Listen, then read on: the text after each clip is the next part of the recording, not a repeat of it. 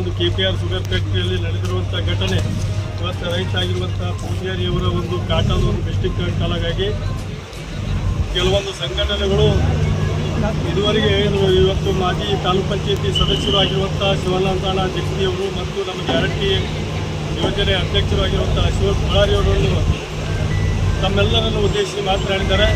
ಇವತ್ತು ಯಾಕೆ ಪ್ರಾಬ್ಲಮ್ ಆಗಬೇಕಂತಪ್ಪ ಅಂತಂದ್ರೆ ರೈತರ ಹೆಸರು ಹೇಳಿ ರೈತರ ಶಾಲ್ ಹಾಕ್ಕೊಂಡು ಅವ್ರ ಹಿಂದೆ ಹತ್ತು ಜನನೂ ಇಲ್ಲ, ಅವರು 10-20 ಎಕರೆ ಜಮೀನು ಮಾಲಕರೂ ಅಲ್ಲ.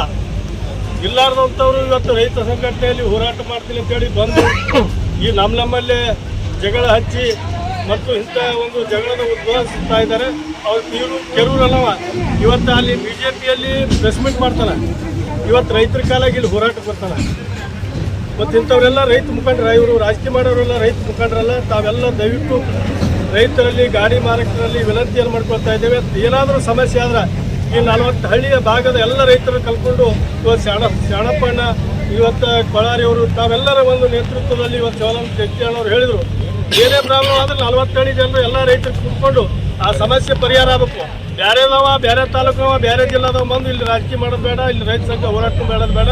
ನಾವು ರೈತರಿದ್ದೀವಿ. ಇವತ್ತು ಅಣ್ಣವ್ರು ಹೇಳಿದ್ರು ಅವ್ರದ್ದು 40 ಎಕರೆ 50 ಎಕರೆ ಅದ, ನಮ್ಮದು 45 ಎಕರೆ ಅದ, ಪ್ರತಿಯೊಬ್ಬರು 1500 ಟನ್ ಕೈ ಬೆಳಿತೀವಿ ಅಂದ್ರೂ ನಾವು ಕೂಡ್ತೀವಿ. ಯಾಕೆ ಇವತ್ತು KPR ಶುಗರ್ ಫ್ಯಾಕ್ಟ್ರಿ ಚಂದ ನಡೆದ, ಶುಗರ್ ಇಲ್ಲಾರ್ದ ಕಬ್ಬು ಎಳಿ ಕಬ್ಬು ತೋತಾರೆ, ರೈತರಿಗೆ ಅನುಕೂಲ ಮಾಡ್ತಾರೆ. ಹಾಗೇನಾದರೂ ಕಂಡು ಬರ್ತದೆ ನಾವೆಲ್ಲರೂ ಕೂಡ್ಕೊಂಡು ಸ್ಟ್ರೈಕ್ ಮಾಡಿ ಅವ್ರಿಗೂ ತಕ್ಕ ಒಂದು ತಿಳುವಳಿಕೆ ಮಾಡಿ ಅವ್ರಿಗೂ ಬೆನಿಫಿಟ್ ಕೊಡುವಂಥ ಕೆಲಸ ನಾವು ಮಾಡೋಲ್ಲ. ಆದ್ರೆ ಯಾರೋ ಬಂದು ಯಾರೋ ಬೆಂಕಿ ಹಚ್ಚಿ ಹೋಗುವಂಥ ಕೆಲಸ ಆಗಬಾರ್ದು. ಈಗಿನ ರೈತರ ಕಬ್ಬು ಭಾಳ ಉಳಿದ್ರಿ, ಭಯಂಕರ. ಈ 6 ತಿಂಗಳು ಕಬ್ಬೆ ಬರ್ಲಿಕ್ಕೆ 6 ತಿಂಗಳು ಕಬ್ಬು ಬರ್ಲಾಗ್ತದೆ. ಎಲ್ಲರೂ ಸಹಕಾರದಿಂದ ಹೊಂಟಿ